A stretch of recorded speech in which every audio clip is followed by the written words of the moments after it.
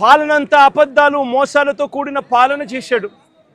వ్యవస్థలన్నీ పూర్తిగా నీరుగారిపోయిన పరిస్థితులు కనిపిస్తూ ఉన్నాయి. స్కూళ్ళు నాశనమైపోయాయి. విద్యా దీవెన వసతి దీవెన అందక 6 క్వార్టర్స్ 6 త్రైమాసికాలు ఫీజులు అందక, విద్యా దీవెన వసతి దీవెన అందక పిల్లలు చదువులు మానేస్తూ ఉన్న పరిస్థితులు, నాడు నేడు ఆగిపోయిన పరిస్థితులు, గోరుముద్ద అన్నది రోజుకొక మెనూతో పిల్లలకు ఆహ్లాదకరమైన తిండి అప్పట్లో వస్తూ ఉంటే ఈరోజు స్కూళ్ళల్లో తిండి తినాలంటే భయపడే పరిస్థితులకి పిల్లలు వెళ్ళిపోయిన పరిస్థితులు, నాడు నేడు పనులు ఆగిపోయిన పరిస్థితులు, ఇంగ్లీష్ మీడియం గాలి కొదిలేసిన పరిస్థితులు, టోఫుల్ అనేది 3వ తరగతి నుంచి ఒక పీరియడ్ దాకా తీసుకొచ్చిన చరిత్ర గత పాలనలో మాకుంటే, ఇంగ్లీష్ మీడియంను టోఫుల్ పీరియడ్లను ఎత్తేసిన చరిత్ర చంద్రబాబుకు ఉంది. ఆరోగ్యశ్రీ సేవలు గత 14 నెలలుగా చంద్రబాబు నాయుడు ముఖ్యమంత్రి అయిన తర్వాత నెలకు 300 కోట్ల రూపాయలు ఖర్చు అయ్యే ఆరోగ్యశ్రీని దాదాపుగా 4,000 కోట్ల రూపాయలు బకాయిలు పెట్టాడు ఈ పెద్ద మనిషి. ఆరోగ్య ఆసరా గాలికెళ్ళిపోయిన పరిస్థితి.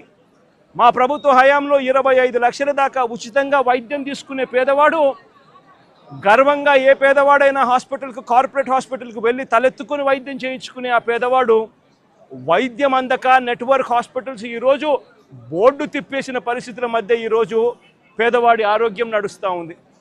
ఈరోజు రైతులకు ఏ పంటకు కూడా గిట్టుబాటు ధర రాని పరిస్థితి. చంద్రబాబు నాయుడు గారి పుణ్యాన ఉచిత పంటల బీమా గాలికి వదిలేసిన పరిస్థితి. చంద్రబాబు నాయుడు గారి పుణ్యాన రైతులకు అందుతా ఉన్న రైతు భరోసా అన్న పథకం చంద్రబాబు నాయుడు గారి దగ్గరుండి కూనీ చేసిన పరిస్థితి. రైతు వ్యవసాయం చేసుకోవడం చంద్రబాబు నాయుడు గారి పాలనలో రైతులు ఆత్మహత్య శరణ్యమన్న పరిస్థితిలోకి ఈరోజు వ్యవసాయం దిగజారింది. రాష్ట్రంలో ఈరోజు లా అండ్ ఆర్డర్ పూర్తిగా పోయిన పరిస్థితి. రెడ్ బుక్ రాజ్యాంగం ఈరోజు రాజ్యాంగం వెళ్తా ఉన్న పరిస్థితి. సూపర్ 6లు, సూపర్ 7లు మోసాలే అయి ఇంతకుముందు జగన్ ఉన్నప్పుడు ఇస్తా ఉన్న ప్రతి పథకము రద్దయిపోయి ఈరోజు ప్రజల బతుకులు, పేదవాడి బతుకులు ఈరోజు అల్లాడుతూ ఉన్న పరిస్థితులు ఈరోజు రాష్ట్రంలో కనిపిస్తూ ఉన్నాయి. ఇలాంటి పరిస్థితుల్లో చంద్రబాబు నాయుడు గారు ప్రజలకు సమాధానం చెప్పుకోలేక, ప్రజలు ఎక్కడ గొంతు విప్పుతారేమో అని చెప్పి ఆ గొంతును నొక్కడానికి చంద్రబాబు చేస్తూ ఉన్న ప్రయత్నమే ఈ రెడ్ బుక్ రాజ్యాంగం. నిజంగా ఈరోజుసారి గమనించినట్లయితే ఇదే ప్రసన్న నా పక్కన ఉన్నాడు. నెల్లూరులో జరిగిన ఈ 2 ఉదంతాలు చెప్తా ఎంతగా దిగజారిపోయాడు చంద్రబాబు నాయుడు అని చెప్పడానికి 2 ఉదంతాలు స్పష్టంగా కనిపిస్తాయి. నా పక్కన ప్రసన్న ఉన్నాడు. 6 సార్లు తాను ఎమ్మెల్యే. అలాంటి ప్రసన్నను చంద్రబాబు నాయుడు గారు గతంలో ఎప్పుడు జరగలా ఇలాంటి పరిస్థితులు. రాష్ట్రంలో ప్రత్యర్థులు ఎవరైనా కూడా ప్రెస్ స్టేట్మెంట్లు ఇచ్చుకుంటూ ఉంటారు. అటువైపున ఉన్న పార్టీ వాళ్ళు ఇటువైపున వాళ్ళు ప్రెస్ స్టేట్మెంట్లలో స్టేట్మెంట్లు ఇస్తారు. ఇటువైపున వాళ్ళు అటువైపున వాళ్ళని కూడా ప్రెస్ స్టేట్మెంట్లలో ఇస్తారు స్టేట్మెంట్లు. అటువైపున ఉన్న వాళ్ళు ఇటువైపున అన్అబ్జెక్షనబుల్ లాంగ్వేజ్ వాడినప్పుడు ఇటువైపున ఉన్న వాళ్ళు కూడా అన్అబ్జెక్షనబుల్ లాంగ్వేజ్తో అటువైపున వాళ్ళని కూడా విమర్శిస్తూ ఉండడం ప్రజాస్వామ్యంలో మనం రోజు చూస్తూ ఉన్న పరిస్థితి. కానీ ఎప్పుడూ కూడా ఇలా మనుషులను చంపేయడానికి ఏకంగా 80 మందిని 100 మందిని ఇళ్లకు పంపించేసేసి వాళ్ళు తాగుండి రాడ్లతోనూ కర్రలతోనూ మారునాయుధాలతోనూ వచ్చి కార్లను కూడా తిప్పివేసి పడేసే పరిస్థితిలోకి వాళ్ళు వచ్చి ఇల్లు మొత్తం ధ్వంసం చేసి ఇంట్లో 83 ఏళ్ల ప్రసన్న అమ్మ, ఆవిడ మహిళ కాదా అని అడుగుతా ఉన్నా నేను. ఆవిడను బెదిరించి, ఆ సమయంలో ప్రసన్న ఇంట్లో లేడు కాబట్టి సరిపోయింది. ఒకవేళ ప్రసన్న ఆ సమయంలో ఇంట్లో ఉండింటే ప్రసన్నను చంపేసే కార్యక్రమం కూడా జరిగి ఉండేది కాదా అని అడుగుతా ఉన్నా. ఇలాంటి దిగజారిపోయిన రాజకీయాలు గతంలో ఎప్పుడూ మేము చూడలా. నేను అడుగుతా ఉన్నా, ఇదే చంద్రబాబు నాయుడు గారిని అడుగుతా ఉన్నా, అయ్యా చంద్రబాబు నాయుడు గారు, మీ ఎమ్మెల్యేలు ఎంత హేయంగా మాట్లాడుతూ ఉన్నారు అని చెప్పడానికి నిదర్శనం నిన్న మొన్న జరిగిన నగిరి ఎమ్మెల్యే రోజమ్మ గురించి, ఎక్స్ఎమ్మెల్యే అంటే Rojamma ex MLA, sitting MLA, Nagiri Telugu Desam party MLA ఎలాంటి మాటలు మాట్లాడాడు.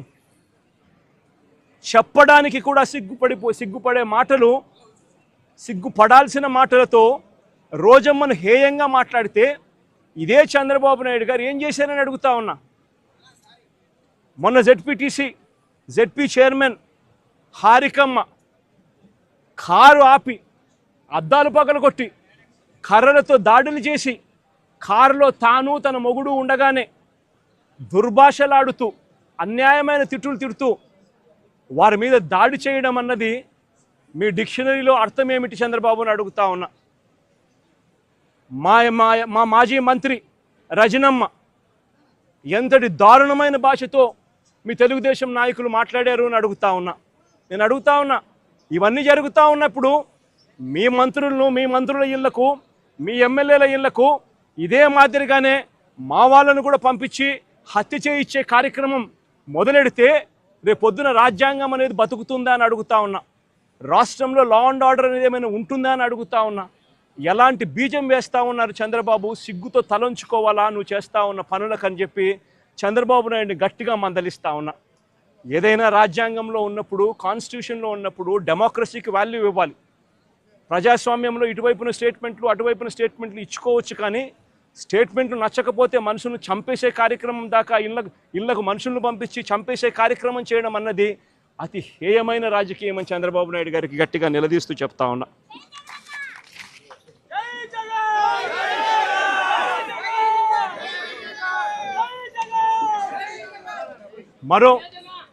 మరో ఉదాహరణ, నా పక్కనే ఉన్న గోవర్ధన్ అన్న కూతురు.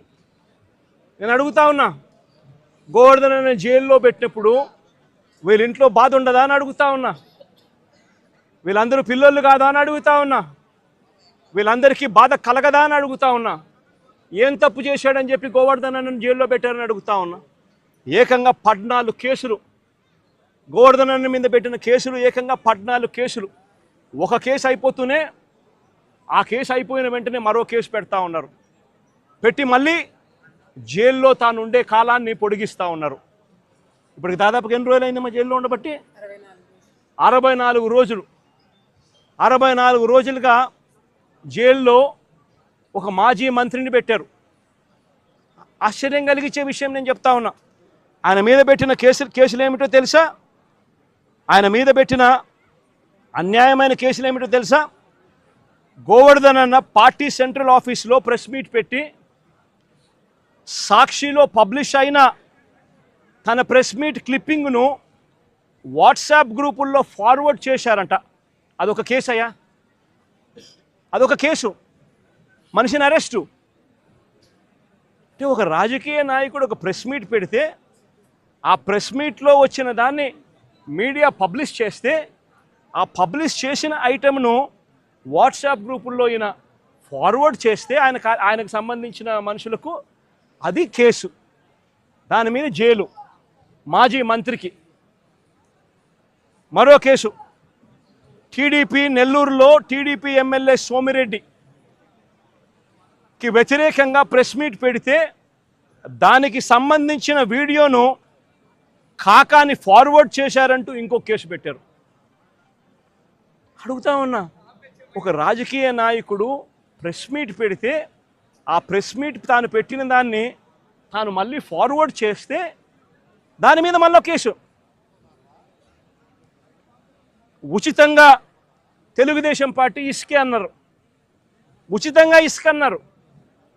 ఎక్కడ ఉచితంగా ఇసుకిస్తున్నారని అడుగుతా ఉన్నా. వైఎస్ఆర్ కాంగ్రెస్ పార్టీ హయాంలో రాష్ట్ర ఖజానాకు సంవత్సరానికి 750 కోట్ల ఆదాయం వచ్చేది. ఈరోజు రాష్ట్ర ఖజానాకు ₹1 రావడం లేదు ఆదాయం. రేటు చూస్తే ఇసుక గత ప్రభుత్వంలో, మా ప్రభుత్వ హయాంలో కన్నా డబల్ రేటుకి అమ్ముతూ ఉన్నారు ఇసుకను. గుచ్చెలు విడిగా దోచేస్తూ ఉన్నారు రాష్ట్రాన్ని. అలాంటి సందర్భంలో ఇసుక ఉచితంగా దొరకడం లేదని, మీరు చెప్పింది ఇసుక ఉచితంగా ఇస్తామని చెప్పారు, ఆ ఇసుక ఉచితంగా దొరకడం లేదని భవన నిర్మాణ కార్మికులు నిరసన తెలిపితే ఆ గతంలో పోలిస్తే రేటు డబల్ అయ్యింది అని చెప్పి వాళ్ళంతా కూడా నిరసన తెలుపుతూ ఉంటే దానికి గోవర్ధన్ అన్న సంఘీభావం తెలిపాడు అని చెప్పి ఆ తెలిపిన దానికి మరో కేసు. ప్రజాస్వామ్యం ఎలా ఉందో చూడమని చెప్పి నేను అడుగుతా ఉన్నా. మీ ద్వారా రాష్ట్ర ప్రజలందరికీ కూడా విజ్ఞప్తి చేస్తూ ఉన్నా. ప్రజాస్వామ్యం ఎంత దారుణంగా ఉంది అని చెప్పడానికి జరుగుతూ ఉన్న ఈ ఘటనలు ఎలా అద్దం పడతా ఉన్నాయో గమనించమని అడుగుతా ఉన్నా. మరో కేసు వెంకటాచలం మాజీ జెడ్పీటీసీ శేషయ్యన్న మీద అక్రమంగా కేసు పెట్టి జైలుకు పంపితే దీన్ని నిరసిస్తూ గోవర్ధన్ అన్న మాట్లాడితే పోలీసులకు వ్యతిరేకంగా మాట్లాడారు అని చెప్పి దాని మీద కేసు పెట్టారు. నేను అడుగుతా ఉన్నా, నువ్వు ఏకంగా ఒక జెడ్పీటీసీని తీసుకొని పోయి అక్రమ కేసు నువ్వు పెడితే, నువ్వు అక్రమ కేసు పెట్టినావు అని చెప్పి ఆధారాలతో మాట్లాడిన ఆ వ్యక్తి మీద పోలీసులకు వ్యతిరేకంగా మాట్లాడారని చెప్పి కేసులు పెట్టడం ఎంతటి దారుణమో ఆలోచన చేయమని చెప్పి నేను కోరుతా ఉన్నా. కావలి నియోజకవర్గం ఇంకొక కేసు. కావలి నియోజకవర్గంలో